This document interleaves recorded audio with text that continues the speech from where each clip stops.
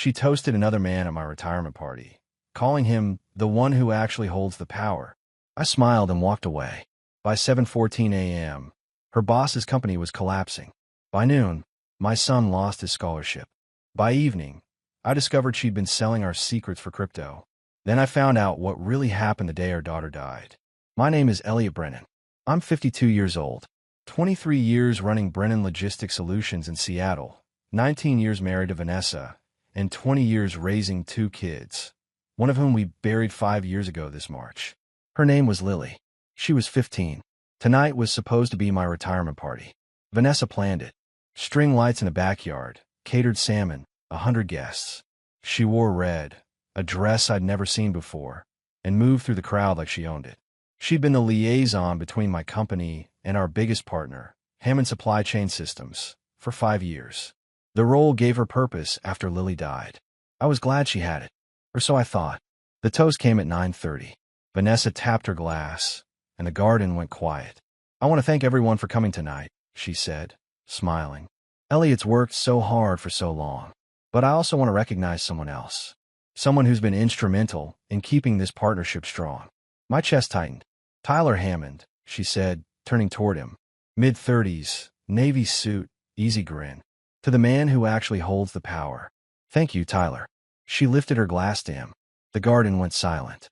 Then the laughter started, polite, nervous, some downright smug from Tyler's circle. I smiled. The kind people mistake for grace.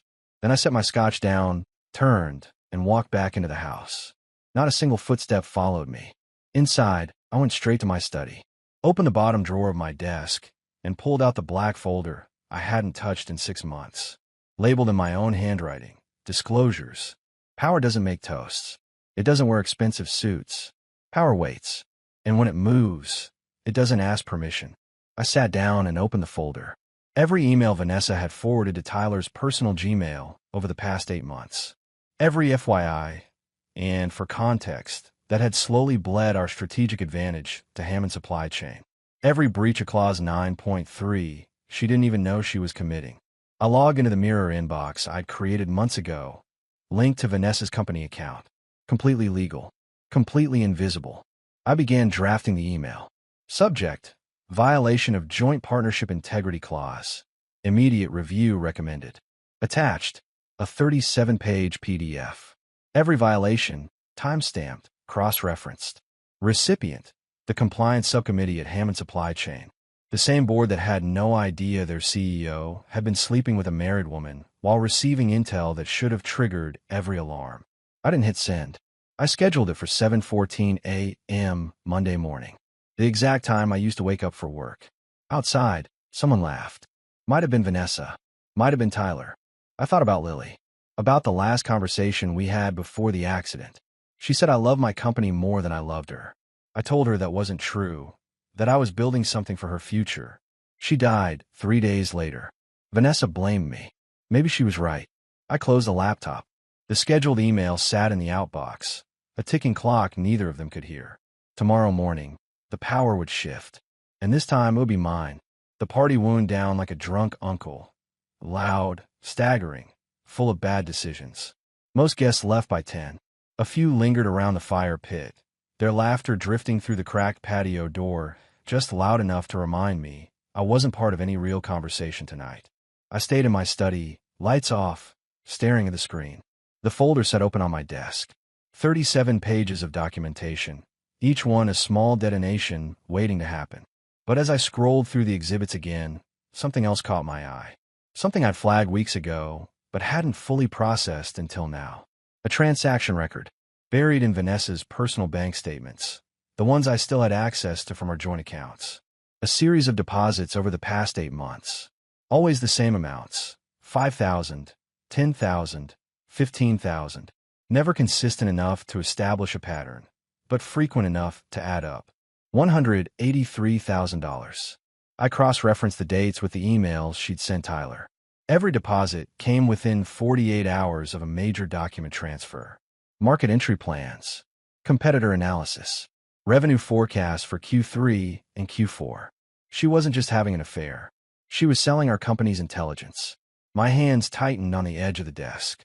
This wasn't about romance or feeling appreciated or whatever bullshit justification she'd probably rehearsed in her head. This was transactional, cold, calculated. I pulled up the cryptocurrency wallet address I'd found in her browser history last month. She'd been sloppy, left it open on her laptop one morning when she rushed out for a meeting. The wallet showed incoming transfers matching the exact amounts in her bank account. Payments from an anonymous sender, routed through 3 different exchanges to obscure the origin. But I traced it. Took me 2 weeks and a contact in the fintech world who owed me a favor, but I traced it. The source, a shell company registered in Delaware. Owner of record, Hammond Supply Chain Systems. Tyler had been paying her.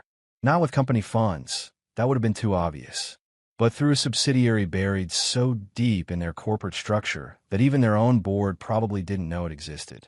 I leaned back in my chair, staring at the ceiling. This changed everything. What I thought was a betrayal driven by ego and emotion was actually corporate espionage. And that meant the evidence I compiled wasn't just about Clause 9.3 anymore.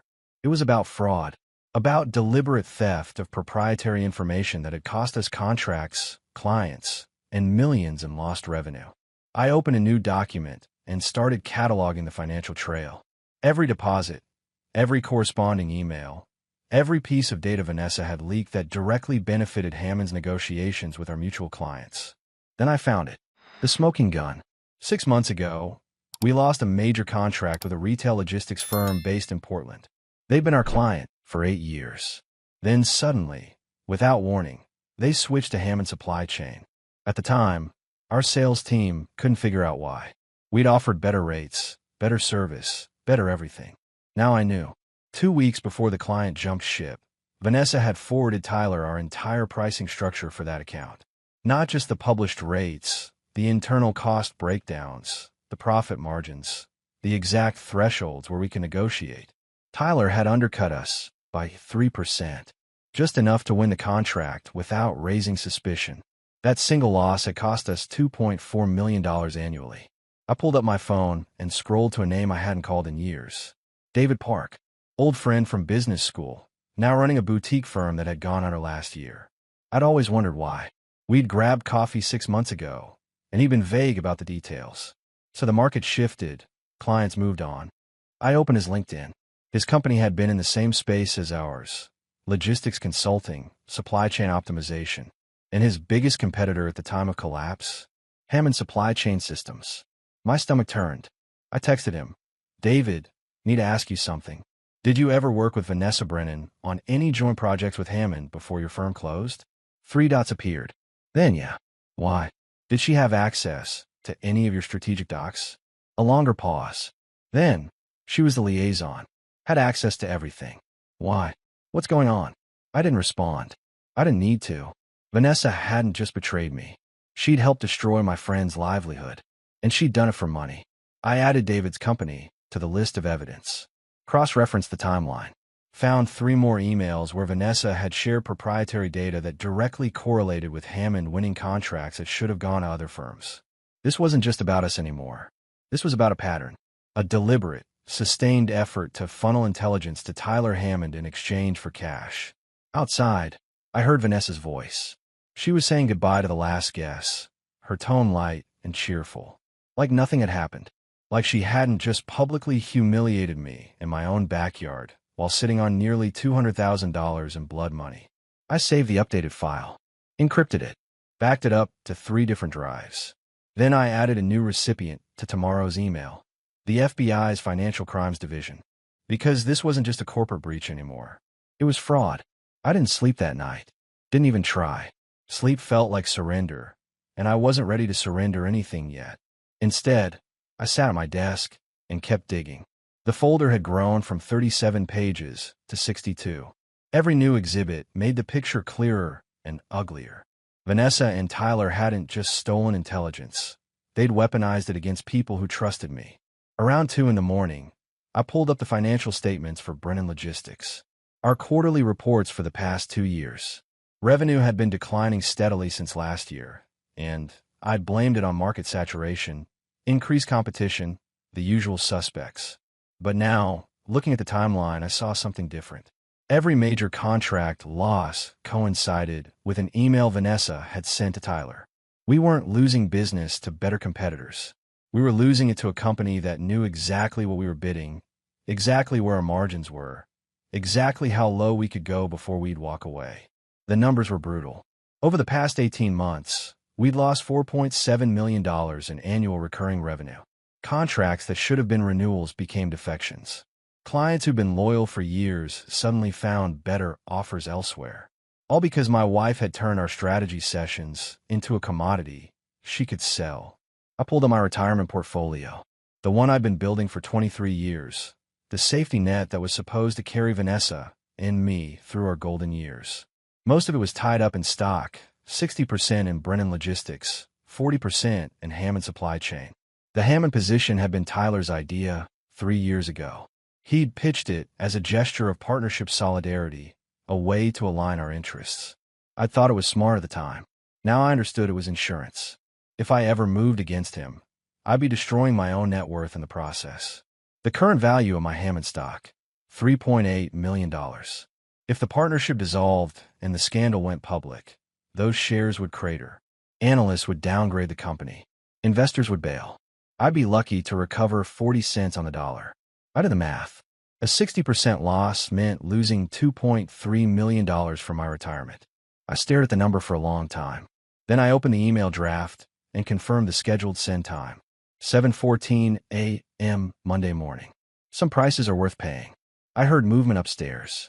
Vanessa, probably waking up to use the bathroom. Her footsteps crossed the ceiling above me, soft and oblivious. I thought about David Park again. About the text he'd sent me an hour ago when he couldn't sleep either. If you've got something on Hammond, use it. That company destroyed everything I built. I lost my house, Russell. My marriage fell apart. I'm working at a warehouse now, just to pay child support. David had 2 kids, both under 10. He'd been a managing partner at a firm that employed 30 people. Now he was driving a forklift in Tacoma. Because Vanessa had handed Tyler the keys to his entire business strategy, I added David's story to the email, not as an exhibit, as context, a real-world consequence of what corporate espionage actually looked like when it landed on someone's life. The folder was complete now. 62 pages of violations. Financial records showing $183,000 in payments. A timeline of contracts lost and competitors destroyed. Testimonials from people whose businesses had been gutted. And buried in the final exhibit, the detail I knew would detonate everything. The crypto wallet traced back to a Fletcher subsidiary that Tyler had created without board approval. He'd been running a black op inside his own company, paying my wife with company resources he'd hidden from his investors, his board, his compliance team. That wasn't just a breach of partnership. It was fraud, embezzlement, the kind of thing that ended careers and started criminal investigations. I attached one last document to the email. My resignation letter from Brennan Logistics, effective immediately. If I was going to burn it all down, I wasn't going to do it while pretending to still be part of the system. Then I leaned back and looked at the clock. 4:47 a.m. In less than 3 hours, the email would send. Tyler would wake up to a phone call from his board's compliance attorney. Vanessa would realize the walls were closing in. And I would be sitting here, watching the life I'd built for 2 decades collapse into ash. But at least it would be honest ash. At least it would be mine. Monday morning broke cold and gray, the kind of Seattle drizzle that felt like the city was crying on your behalf. I've been awake for 31 hours straight, running on black coffee and the kind of clarity that only comes from burning every bridge you've ever crossed. At 7:14 a.m., my laptop chimed softly. Message sent. I closed my eyes and exhaled. It was done. Vanessa was still asleep upstairs. She'd stayed out late Sunday, probably with Tyler, probably celebrating a party they thought had gone perfectly. I'd heard her coming around too, stumbling slightly, humming some song I didn't recognize. I made a fresh pot of coffee and waited. The first call came at 7:52 a.m. My phone lit up with a Seattle number I didn't recognize. I didn't answer. 30 seconds later, a voicemail. Mr. Brennan, this is Laura Vickers from Hammond Supply Chain's legal department. We need to speak with you urgently regarding a compliance matter. Please return this call immediately. I deleted it. The second call came at 8:11 a.m. Vanessa's phone, vibrating on the kitchen counter, where she'd left it charging overnight. I glanced at the screen. Tyler Hammond. I'll let it ring.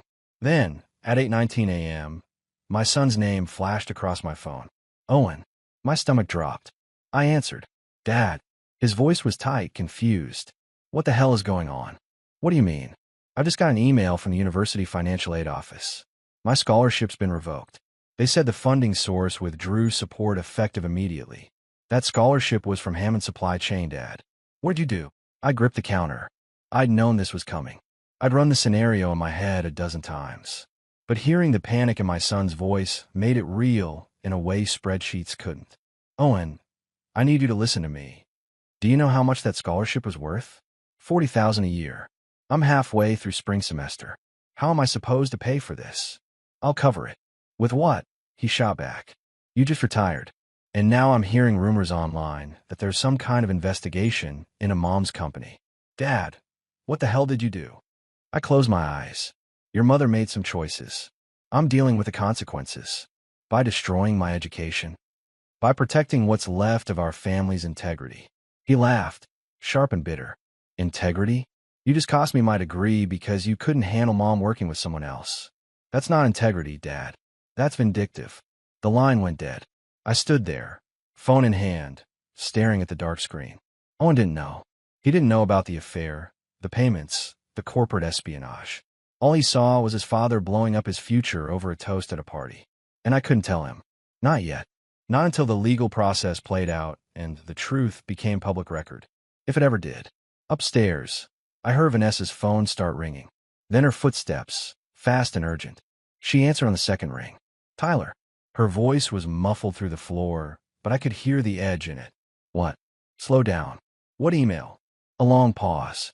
What do you mean compliance flagged my account? I didn't send anything unauthorized. Tyler, what the hell is happening? Another pause, longer this time. Then, he wouldn't. Elliot wouldn't do that. I poured myself another cup of coffee and walked to the living room window.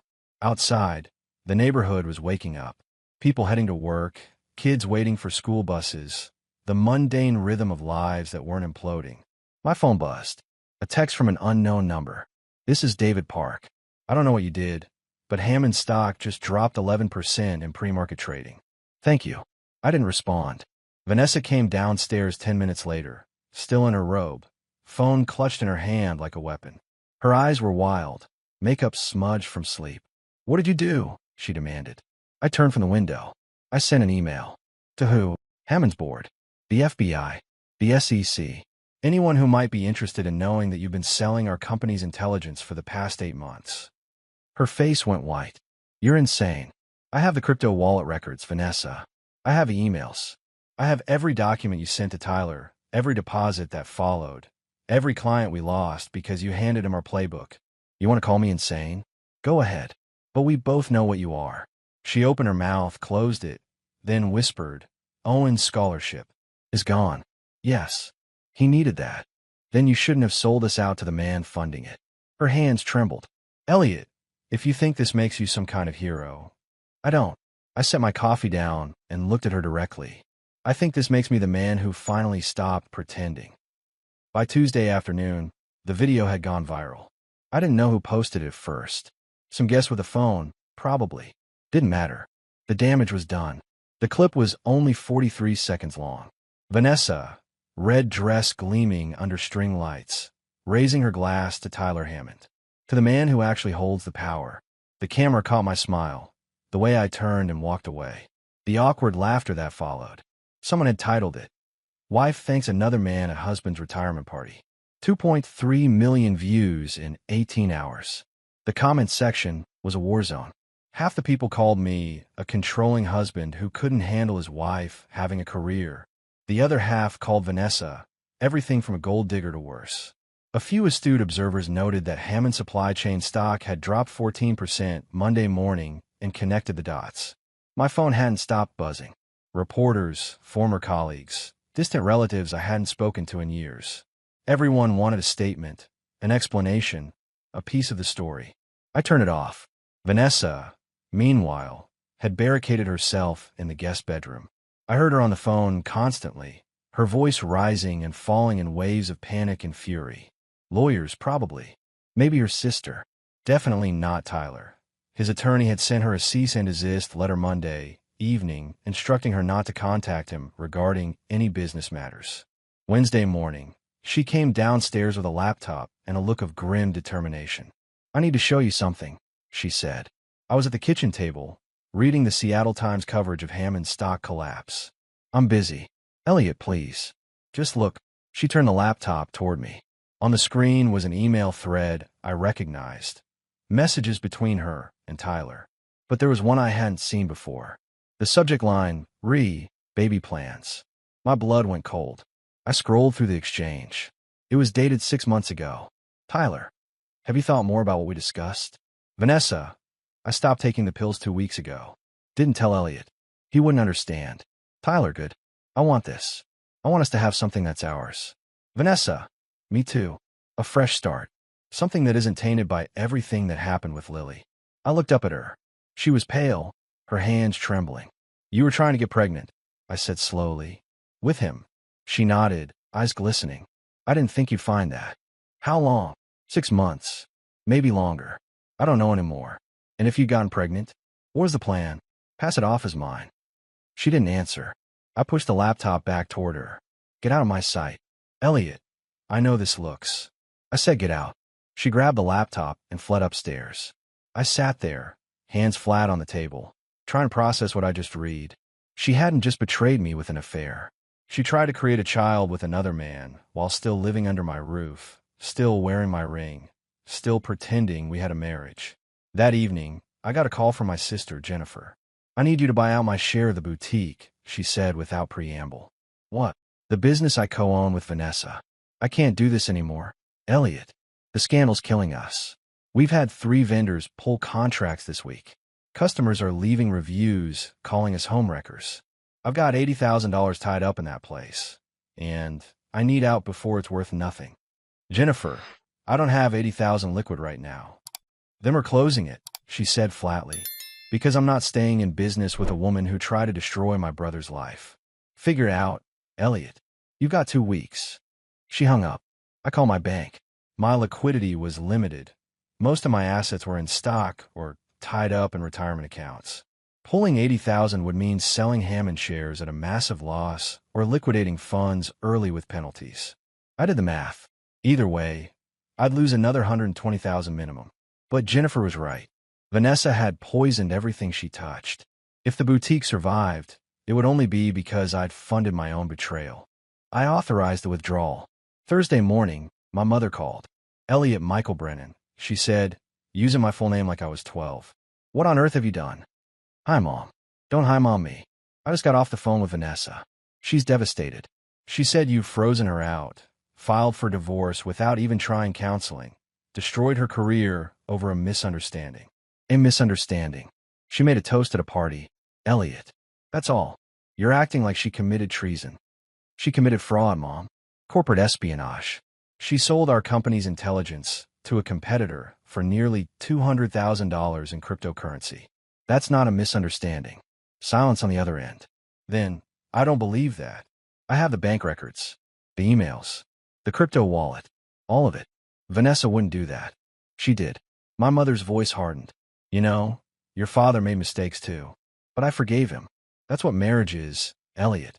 Forgiveness." "What mistakes?" Another pause. "That's not important now." "Mom, what mistakes?" She sighed. "Your father had an affair. 38 years ago. I found out, we went to counseling, and we moved past it. We had 35 more happy years together because I chose grace over bitterness. I felt like I'd been punched. Dad cheated on you. Once. He was young, stupid, under pressure. But he came back, and we rebuilt. That's what you're supposed to do. Vanessa didn't just cheat, Mom. She tried to get pregnant with another man. She sold company secrets. She helped destroy people's lives for money. And you're destroying your son's education and your sister's business because you can't forgive. Where does that leave you, Elliot?" I had no answer. She hung up. By Friday, the walls had closed incompletely. Owen hadn't returned my calls. Jennifer was demanding her buyout by end of week. My mother had sent me a long email about the sanctity of marriage and the sin of pride. And Vanessa had hired a lawyer who'd sent me a letter threatening legal action for marital sabotage and intentional infliction of emotional distress. I sat in my study, surrounded by documents, and wondered if I'd made the right choice. The knock on the door came at noon. I opened it to find a woman in a gray pantsuit, mid-40s, carrying a briefcase. Elliot Brennan? Yes. I'm Agent Sarah Vance, FBI Financial Crimes Division. May I come in? I stepped aside. She sat on the couch and pulled out a tablet. I've reviewed the materials you submitted Monday regarding the alleged financial fraud involving Vanessa Brennan and Tyler Hammond. I have some follow-up questions. For the next 2 hours, I walked her through everything. The emails, the crypto payments, the timeline of contract losses, the connection to David Park's company collapse. She took notes, asked clarifying questions, and showed no emotion. When I finished, she said, "This is compelling evidence. However, I need to inform you that pursuing this will likely result in criminal charges against your wife. Understand. It will also likely trigger a broader investigation into your company's handling of confidential information. Your business practices will be scrutinized, your partnership agreements dissected, your own conduct examined." I expected that. She studied me. "Mr. Brennan, in my experience, most people in your position want revenge more than justice. They want to hurt the person who hurt them. But what they don't anticipate is how much it hurts them in return. Are you prepared for that?" I thought about Owen's voice on the phone, bitter and betrayed. About Jennifer losing her business. About my mother's disappointment. About the retirement I'd planned, now evaporated. "No," I said honestly. "But I'm doing it anyway." She nodded. "We'll be in touch." After she left, I sat in the silence of my living room and let the weight settle. That evening, Vanessa appeared in the doorway. She looked like she hadn't slept in days. "The FBI came to my lawyer's office today," she said quietly. "I know. They're talking about wire fraud charges. Conspiracy.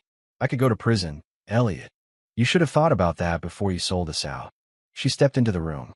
"I know I made mistakes." "Mistakes?" I stood. "You tried to conceive another man's child while married to me. You systematically betrayed every confidence I ever shared with you. You helped destroy people's livelihoods for money. Those aren't mistakes, Vanessa. That's who you decided to be." Her face twisted. "And who are you now? The righteous crusader? You've lost your son's respect. Your sister hates you. Your own mother thinks you're cruel. You're going to end up alone in this house with nothing but your principles to keep you warm." "Maybe," I said, "but at least I'll be able to look at myself in the mirror." She turned to leave, then stopped. "There's something else you should know." "What?" "The reason I blamed you for Lily's death. The reason I could never forgive you." My chest tightened. "What about it?" "You were supposed to pick her up from school that day. But you were in Bellevue, closing some deal you thought was more important than our daughter. If you'd been there, if you'd just kept your promise, she never would have gotten in that car with her friend's drunk brother. She'd still be alive." The words hit like a sledgehammer. "I know you've carried that guilt," she continued. "And I've let you. Because it was easier to blame you than to admit that I was the one who told her to catch a ride. I was the one shopping with friends when she called asking for pickup. I was the one who said yes when that boy offered to drive her home. My vision blurred. What? I killed our daughter, Elliot. Not you. Me. And I've spent 5 years punishing you for it, because I couldn't face what I'd done." She walked out. I stood frozen, her words echoing through the empty house. Everything I believed about Lily's death, every ounce of guilt I'd carried, every sleepless night wondering if I'd made a different choice, had been a lie. Vanessa had let me shoulder the blame for 5 years, had weaponized my grief to justify her betrayal. And now, even in confession, she'd found a way to twist the knife. The lawsuit arrived Monday morning via certified mail. Hammond Supply Chain Systems versus Elliot Brennan. 23 pages of legal allegations claiming I'd engaged in corporate espionage, illegal surveillance, and intentional interference with business relationships. They were seeking $25 million in damages. I call my attorney, Marcus. No, damn it. That name's forbidden. I call my attorney, Richard Palmer. They're claiming you created a mirror inbox without authorization, he explained. That you violated federal wiretap laws by monitoring Vanessa's communications without her knowledge.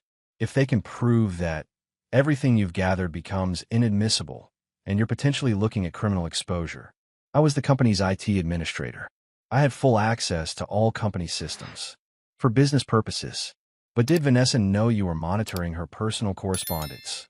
I didn't answer. That's what I thought. Richard said. We need to talk about settlement. No. Elliot, listen to me. If this goes to trial and a judge rules against you, you could lose everything. Your house, your savings, your freedom. Hammond's lawyers are sharks, and they smell blood. Let them. You're not thinking clearly. I'm thinking perfectly clearly. Tyler Hammond paid my wife nearly $200,000 to steal company intelligence. He destroyed David Park's business. He's embezzled funds through shell companies. If his lawyers want to put all of that on the record in open court, I'll be happy to oblige. Richard sighed. I'll prepare our response. But Elliot, this is going to get ugly. After I hung up, I found Vanessa in the kitchen, packing boxes. What are you doing? I asked. Leaving. My lawyer found me a rental in Fremont. I can't stay here anymore. Good. She turned to face me. Before I go, I need to tell you something. About Lily. My chest tightened. You've said enough about Lily. No, I haven't. Her voice was raw. You spent 5 years carrying guilt that wasn't yours. Blaming yourself for being in Bellevue when you should have picked her up from school. But that's not the whole truth. You already told me you were the one who said she could catch a ride. That's not what I mean. She set down the box she was holding. After Lily died, I couldn't look at you without seeing everything we'd lost. Every plan we'd made for her future. Every dream we'd had. And I blamed you because it was easier than blaming myself for not being there. But the real reason I pulled away, the reason I started the affair, it wasn't about Tyler. Then what was it about? It was about punishing you for still being able to function, for going back to work, for moving forward, for not drowning in grief the way I was. You kept living, Elliot, and I hated you for it. I stared at her.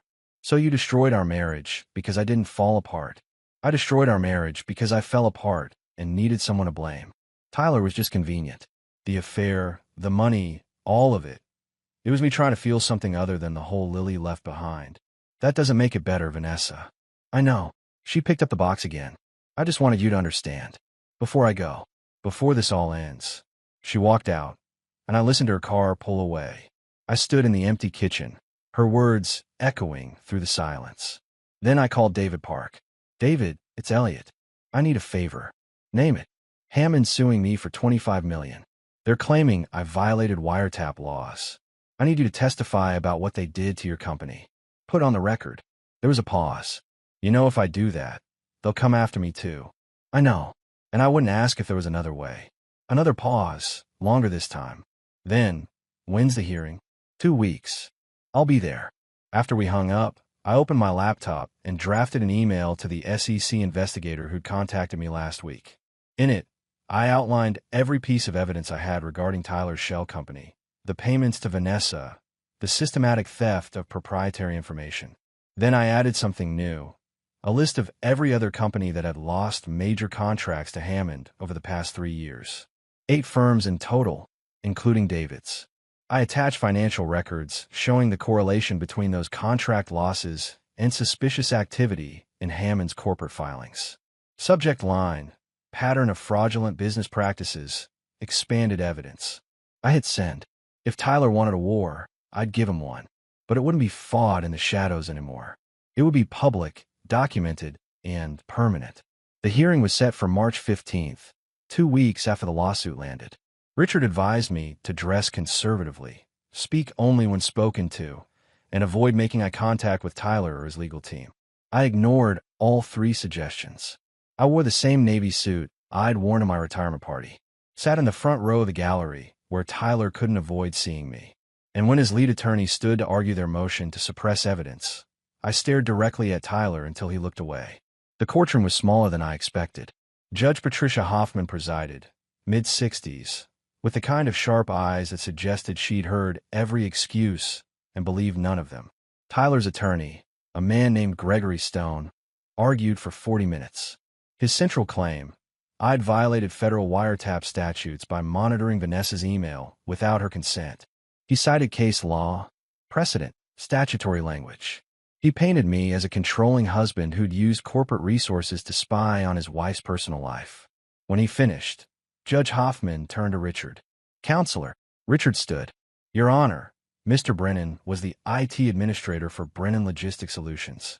He had full authorization to monitor all company email accounts for security and compliance purposes. Mrs. Brennan's email was a company account, issued by the company, governed by company policy. There is no reasonable expectation of privacy in a corporate email system. But the content of those emails was personal in nature, Stone interrupted. The content is irrelevant. Richard shot back. Mrs. Brennan used company resources to conduct an extramarital affair and transmit confidential business information to a competitor. Those actions are what triggered the monitoring, not Mr. Brennan's personal grievances. Judge Hoffman leaned back. Mr. Stone, do you have evidence that Mr. Brennan's monitoring was motivated solely by marital discord rather than legitimate business concerns? Stone hesitated. The timing suggests. I asked for evidence, not speculation. Stone shuffled papers. We're prepared to call Mrs. Brennan to testify about the nature of their relationship and her husband's controlling behavior. Your Honor, Richard said quickly, if Mrs. Brennan testifies, we'll introduce evidence of the $183,000 she received in cryptocurrency payment from Hammond Supply Chain in exchange for proprietary information. We'll also call witnesses whose businesses were destroyed by intelligence she provided. This isn't a domestic dispute. It's a criminal conspiracy. The courtroom went silent. Judge Hoffman looked at Stone. Do you wish to proceed with calling Mrs. Brennan? Stone glanced at Tyler, who shook his head almost imperceptibly. No, Your Honor. Then I'm denying your motion to suppress, Judge Hoffman said. The evidence was obtained through legitimate business monitoring. Whatever marital issues exist between Mr. and Mrs. Brennan are separate from the question of corporate malfeasance. Motion denied. We'll reconvene in 30 days for a full hearing on the merits. She banged her gavel. Tyler stood abruptly and left the courtroom without looking at me. Outside, Richard clapped me on the shoulder. That was closer than I'd like, but we won the first round. What happens now? Now they try to settle. They know if this goes to full trial, everything comes out. The payments, the fraud, all of it. They'll offer you money to make it go away quietly. And if I refuse, then we go to war. That evening, I got a call from an unknown number. Mr. Brennan, this is Jessica Hartwell, Compliance Director at the SEC. We've reviewed your supplemental filing regarding Hammond Supply Chain. I wanted to inform you that we're opening a formal investigation into their corporate practices. We'll need you to sit for a deposition within the next 2 weeks. I'll be there. One more thing. We've identified irregularities in at least 6 other companies that lost major contracts to Hammond over the past 3 years. Your evidence suggests a pattern of systematic fraud. If our investigation confirms that, this could result in criminal referrals. I closed my eyes. Thank you. After we hung up, I sat on my porch and watched the rain fall over Seattle. Somewhere across the city, Tyler Hammond was probably getting the same phone call from his own attorney, learning that the SEC was coming for him, realizing that the empire he'd built on stolen intelligence was about to collapse. I didn't feel victorious. I felt tired, but I also felt something else. Something I hadn't felt in 5 years. Honest. The SEC investigation moved faster than anyone expected. By April, federal agents had executed search warrants on Hammond Supply Chain's headquarters in Bellevue. They seized servers, financial records, 3 years of communications logs. Tyler's shell company in Delaware was exposed. The cryptocurrency payments traced back to corporate accounts he'd hidden from his own board. The systematic fraud documented across 8 victim companies. The press coverage was relentless. Seattle Tech CEO accused of multi-million-dollar espionage scheme. Headlines like that don't fade quietly, and Tyler's face was plastered across every business publication in the Pacific Northwest. Hammond stock collapsed, down 63% in 2 weeks. Institutional investors bailed. The board held an emergency session and voted unanimously to remove Tyler as CEO. They launched their own internal investigation, trying to salvage what remained of the company's reputation. Criminal charges followed: wire fraud, conspiracy, embezzlement of corporate funds. The indictment was 47 pages long. Tyler's attorney reached out to Richard with a settlement offer in May. Dropped the civil suit, and Tyler would cooperate with federal prosecutors in exchange for a reduced sentence. They offered me $2 million to make it all go away, quietly. I refused. Let him face everything he did. I told Richard. No deals. No settlements. I want this on the record. Vanessa's situation was more complicated. The FBI offered her immunity in exchange for testimony against Tyler. Her lawyer advised her to take it. She did. I watched her testify in June. She looked smaller, somehow diminished. The red dress confidence was gone, replaced by a gray pantsuit and trembling hands. She detailed every payment, every leaked document, every meeting where she and Tyler had coordinated their strategy. The jury looked at her with contempt. Not sympathy, contempt. The divorce finalized the same week. The employment contract I'd written years ago was airtight. Breach of confidentiality voided all spousal claims, all community property rights. She walked out of the courtroom with nothing but her car and whatever personal items she'd taken to Fremont. She moved back to her parents' house in Spokane 2 weeks later. I heard this from Owen, who'd driven up to help her pack.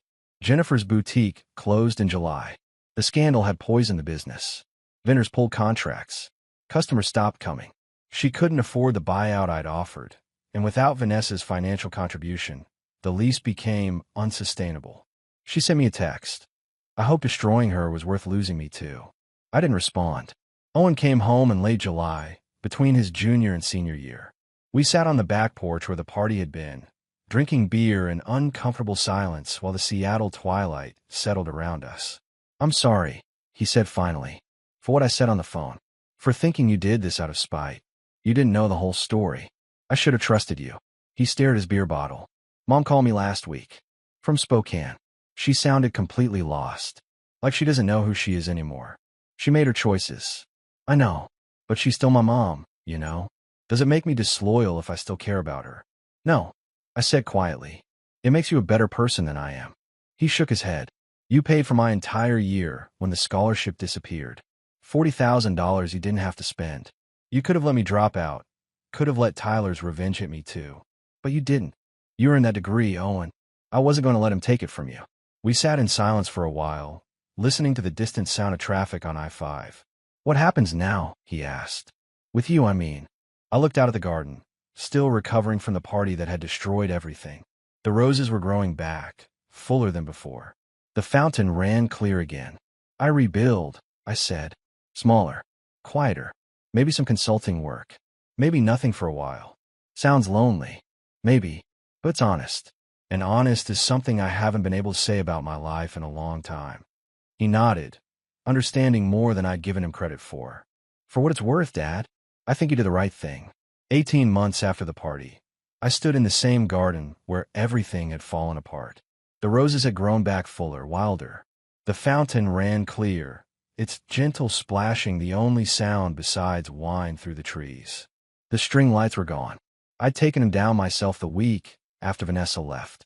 What remained was just open sky and the honest simplicity of nature reclaiming what had been too carefully manicured. Tyler Hammond was in the second year of a 7-year sentence at a federal facility in Sheridan, Oregon. The trial had lasted 3 weeks. Prosecutors had presented every email, every payment, every destroyed business in excruciating detail. The jury deliberated for 4 hours before returning guilty verdicts on all counts. His empire was gone. Hammond's supply chain had filed for bankruptcy protection 6 months after his conviction. The investors had scattered.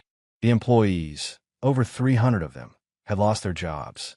I felt responsible for that sometimes. Then I'd remember the 8 companies Tyler had destroyed, the hundreds of other jobs he'd eliminated through fraud, and the responsibility would shift back where it belonged. Vanessa never went to prison. Her immunity deal held, but her life had collapsed anyway. According to Owen, she was working retail in Spokane, living with her parents at 45, trying to rebuild from absolute zero. Her name was toxic in the business world. No company would touch her. Owen had told me she'd asked about me once. Wanted to know if I was happy. He said he told her he didn't know. The truth was more complicated than happy or unhappy. I'd sold Brennan Logistics to a private equity firm in Boston for a decent price, considering the scandal. Enough to live comfortably, invest conservatively, and ensure Owen graduated debt-free. I didn't miss running the company. Didn't miss the stress, the politics, the constant pressure to grow. What I missed was the version of myself who believed hard work and loyalty would be rewarded with loyalty in return. That man was gone. In his place was someone harder, clearer, less willing to trust appearances. David Park had testified at Tyler's trial, stood on that witness stand and detailed how Hammond had stolen his business model, undercut his pricing, and systematically destroyed everything he'd built. The jury had listened in silence, and I'd seen several of them glance at Tyler with disgust. David and I had coffee once a month now. He'd found work at a logistics startup in Tacoma, was slowly rebuilding. We didn't talk about the trial much anymore. Mostly just fishing, weather, the Seahawks' perpetual mediocrity. My mother had sent a letter 3 months ago. Short, handwritten. I was wrong to judge you so harshly. Your father would have been proud of what you did. Love, Mom. I kept it in my desk drawer, reading it sometimes when the loneliness got heavy. Jennifer still wouldn't speak to me. I tried reaching out twice. Both times, my messages went unanswered. Maybe she'd forgive me eventually. Maybe she wouldn't. That was a price I'd accepted when I hit send on that first email. Owen had graduated with honors in May. Got a job at a tech firm in Portland, doing logistics optimization. Called every Sunday without fail. The distance between us was closing, inch by painful inch. We were rebuilding trust the slow way, through consistency, honesty, showing up. The viral video was still online. Last time I checked, it had 3.8 million views. The comments were still a war zone of people arguing about marriage, loyalty, feminism, toxic masculinity. Every hot-button issue projected on a 43 seconds of footage. I'd stopped reading them months ago. What mattered wasn't the digital archive of my humiliation. What mattered was standing here, in this garden, knowing I'd chosen truth over comfort. I thought about my father sometimes, about the affair my mother had forgiven, about the 35 years of marriage they'd built after it. Maybe she'd been right that forgiveness was the nobler path. But forgiveness requires genuine remorse, and Vanessa had only shown regret when the consequences became unavoidable. That's not the same thing. I'd lost my wife, my sister, parts of my relationship with my son. I'd lost the retirement I planned, the comfortable future I'd envisioned. The cost had been brutal and comprehensive, but I'd gained something too, the ability to look in the mirror without flinching, the knowledge that when everything collapsed, I hadn't compromised who I was to make it easier. Some men spend their whole lives pretending, building empires on foundations they know are rotting, smiling through toasts that gut them, accepting betrayals because exposing them costs too much. I'd been one of those men for too long. The evening settled over Seattle, gray and cool. I walked back into the house, my house, paid for in mine. The silence inside was my own. No more performances. No more pretending. Just the quiet truth of a life rebuilt on solid ground.